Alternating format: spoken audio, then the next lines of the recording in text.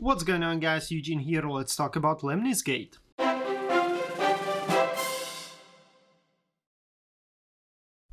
Developed by Ratloop Games Canada, this is a new way how to play a multiplayer first-person shooters. Because instead of you being placed in an arena with your teammates against the other team or being thrown into a huge zone like Battle Royale, this is a time loop turn-based strategy game. At your disposal you have 7 operatives, and the game takes place in a 20-second time loop. At the beginning you have a drone and you get to choose one of the 7 operatives, which you control for the amount of 20 seconds.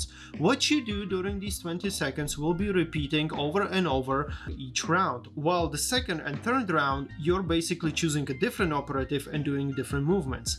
At the end, let's say after 5 rounds, you dispersed 5 of your operatives while enemy dispersed 5 of his. And so the last loop is 20 seconds where all 10 operatives are running around doing actions that you or your enemy have done previously, in the end culminating in the ultimate end, whether you won or your enemy won. Now you don't get to loot any items or weapons, instead each operative has a unique weapon and unique tactical ability. For example, Rush has a dual pistols while his tactical ability is to dash forward. Or for example, Toxin has a gun that disperses acid bubbles, dealing damage over time to anyone who's walking over it, while his tactical ability is a short time teleport. Now there are different maps and different objectives. One of those are, for example, attacking and defending, where you're always changing sides after 5 rounds. When you're defending, you need to prevent your enemy from destroying pods, while where you're attacking, you actually need to destroy them.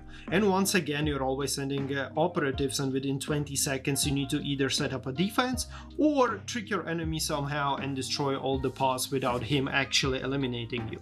The other one is, for example, XF. This is where you have to take a ball and return it back to your portal in order to gain a point. But once again, if you take that XF ball and return it back to your base, your enemy can on the second turn eliminate your operative, so suddenly you're losing point. This is what actually makes game extremely interesting, because in first 3 rounds you're thinking like you're winning, but then he does some kind of maneuver that suddenly eliminates all your operatives and suddenly you have 0 points instead of 3 as you thought. Now besides different objectives and different maps, you also have a different style of gameplay. Like for example, you're playing 1 versus 1 turn-based, where you make a move for 20 seconds, then enemy is making move for 20 seconds while you spectating, making it somewhat like a chess.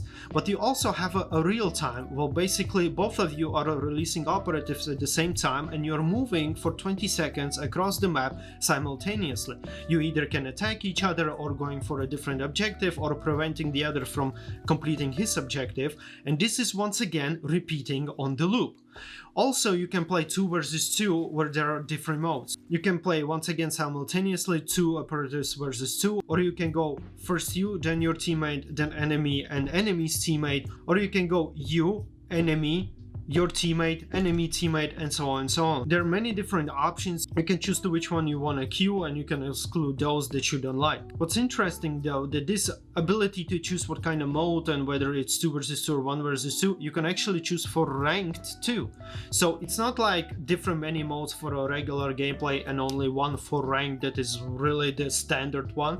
Instead you can play ranked but also either XF, eliminating, defending, attacking. You can play in 1 or in 2, you can play in real time or each taking a different turn, which is a little bit negative because, for example, if I'm good at 1, like eliminating the enemy team, I'll be playing ranked non-stop in eliminating enemy team and thus non-stop progressing through ranked. While people who are, for example, very good in turn-based combat, they suddenly are taking only this one particular mode and they're ranking him there. So that's a little bit strange or weird on this case. Another, of course, strange thing regarding the gameplay is the fact that when you're playing a turn-based, it's extremely in disadvantage when you start first, because then your enemy always knows what you do in advance, so he can react, which is always better, and at the same time he has the last word. So while you're making some kind of attacks or trying to trick him into completing your objective, the last round he can take, let's say, an operative with a bazooka, he can go and just eliminate all your operatives at the beginning and you cannot react anymore because this was a last round. Another cool feature are the fact that you can customize your operatives, changing their skins, changing changing skins for their guns, also their emotes. There's only a couple of them right now, but I believe in the future more will come. The whole design and setting of the whole game is really nice. It's year 2121. And so you have these futuristic settings. The maps really look very, very nice, and the operatives are designed very, very well, each with their different guns and abilities. Like you have a sniper or you have a guy with a rocket launcher. And at first I was actually skeptical because I thought, well, I can grab a sniper and within 20 seconds just basically kill all his operative from a distance while my sniper is hidden somewhere. But you have to realize that he can grab a sniper too and eliminate your sniper before you eliminate all his operatives. So no matter what do you think, whether this guy is too overpowered and this guy has a goddamn rocket launcher, so of course he wins everything, you must admit that it's not that easy to actually defeat your enemies, considering that he has at his disposal everything that you have and you're just taking turns in outsmarting each other.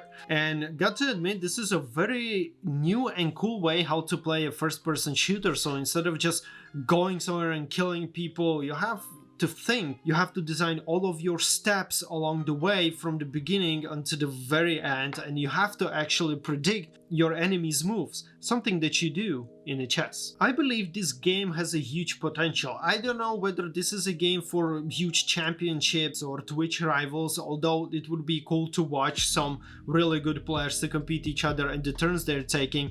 Right now it's definitely a good game to grab your friend and just either play together or play against each other and compete in ranked games, because when you have a teammate and you communicate who's gonna take which operative and all your moves, it's super nice.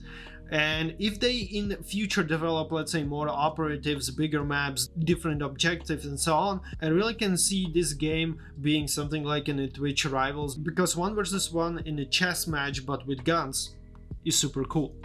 So those are my thoughts on Lemnis Gate. Hope you enjoyed this video, guys. Thank you very much for watching. Hit that subscribe and like button if you still have not, and I see you in the next one.